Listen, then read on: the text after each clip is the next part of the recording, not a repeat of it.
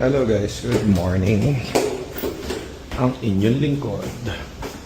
Pasok na tayo. Marami tayong gagawin today. Itong ulo ko.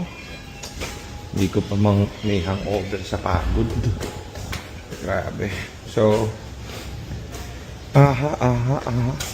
So, ito yung kay Ma'am Marichu. Nung nakaraan, tinest drive nila. May leak, nagka-leak yung yung tubing nung heater. So, pinadala ko kila sa head mechanic natin dahil lahat ng mekaniko natin nilalagdat. So, doon na sa bahay ni pinagawa. Bahay nila, sa Pasig. So, ngayon, ang ginawa dito is pinalitan yung mga hose, yung mga heater hose and everything. Yung cooling system naman nito palit na. Ang naging problem nito is yung kanyang hose. Simple. Pinapalitan ko na rin ng mga other stuff, gasket, saka lahat ng belts niya kompleto. So, sold na to kay Ma'am Marichu. Kaso, karoon ng onting hiccups. So, syempre, hindi tayo para tawag dito, problemahin yan at easy naman yan. So, gagawin natin lahat dito para all very good. Ilang araw natin gamit to? 3 araw. Ito siguro wala nang palya to, no? Sureball. Bagong palit. Ganda ng shifting nito, no? Wala, may mga ganun talaga na syempre alam niyo naman second hand, pero we do our best para tip-top condition. Kaso hindi maiwasan, may mga ganun talaga. Ba't ba natanggal yung tubo nun? Bigla na lang? Bigla lang kung pumutok. Yung tubo? Sa heater. Sa heater nga, oh. Lumubo no?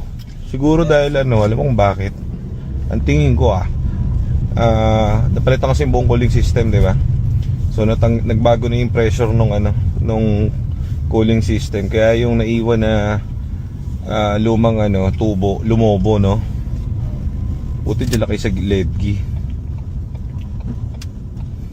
Sana tayo na ito next. Ano nyo ulit to? Wheel bearing. Yung sa tunog, goods. Ini-schedule nyo na kay Ryan Boy. Yan ang gusto ko sa iyo, John. Kamusta ka naman, John? Kung malungkot ka, parang may mga luha sa mga mata mo. Ha? Ako, hindi ko nakuha yung laundry. Kaya nga. Wala na naman akong damit. Ben. Ay! Nahulog! Nahulog ang plywood. Uy, mabait yan. Binibilang ko lagi na uy, may building na rito. Ayos yun Meron na. Paano nangyari yun? Meron na. Hindi ko napansin yan Meron na. At may bangka sa kalsada. Ayan para emergency. Bit. Kukuhanin mo yung kay Mama, no? Kay Maman? Saan ba si Maman? Paranaque lang, malapit lang. Paranaque. So meron sa atin bumili ng ilang months na kay Maman niya? 3 buwan? 4?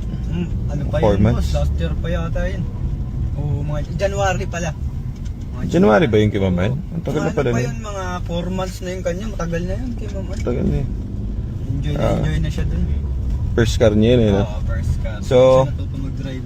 May kumuha sa atin ng EcoSport. Parang tagal na buyer si Maman. Long time na rin na follower natin. Ma'am Ann, hello sa iyo. So, napamahal na kay Ma'am yung EcoSport niya. So, tumawag daw, nag-message daw kay Aljon si Ma'am Ann. Pinapipick up yung EcoSport, no? Papa-PMS daw and papapalitan ng wiper blade. So, yun lang, wala lang. Pipick upin lang niya kasi wala yatang time si Ma'am. Busy tao yun si Ma'am. Nag-o-office kasi yun. So, PPMS natin, change oil and everything, Marunong kaya siya mag-drive? Siya na nag-drive? Siya na raw bahala. Hindi, siya na nag-drive, hindi na yung driver, Hindi na. Dati kasi pumunta si Ma'am talagang hindi marunong talaga Sarado pa din. Hindi talaga marunong mag-drive si Ma'am nung first car niya na yun. Zero yun, boss. Si Mama. Oo, wala talaga. Walang lisensya, walang everything. Kaya anong nangyari? Ano tawag dito? Pinakuha niya sa driver niya, kasama niya yung driver niya. Makikita niyo naman Sabi nila, sirain daw. Hindi yan sirain, guys. Nakabili lang talaga kayo ng sira. Ganun lang kasimple yan. Ngayon, kung masirain in the future, papangalagaan nyo para hindi. Ang dami tayong client na na-enjoy yung unit nila up to this day kasi first year, second year, third year, nung nabili ng unit sa amin. Depende pa rin yan sa pag-aalaga nyo kasi. Pero anyhow, wala sa amin nagkakaproblema dun sa engine and tranny na nirelease namin. Ang nagiging problem nila is after a month, after 2 months, minsan kasi gamit lang yung bumibili, ano? Hindi niya alam, hindi alam kung paano maglagay ng tubig, di alam na isasara yung yung cap. So kailangan alagaan nyo rin yung unit nyo para hindi kayo magkakaproblema. Pero in terms dun sa tranny and yung sa engine, walang kakaproblema. Sensor meron. Sensor, oxygen sensor. Yan na laging sa akin. Medyo maselan kasi ako Ford sa sensor.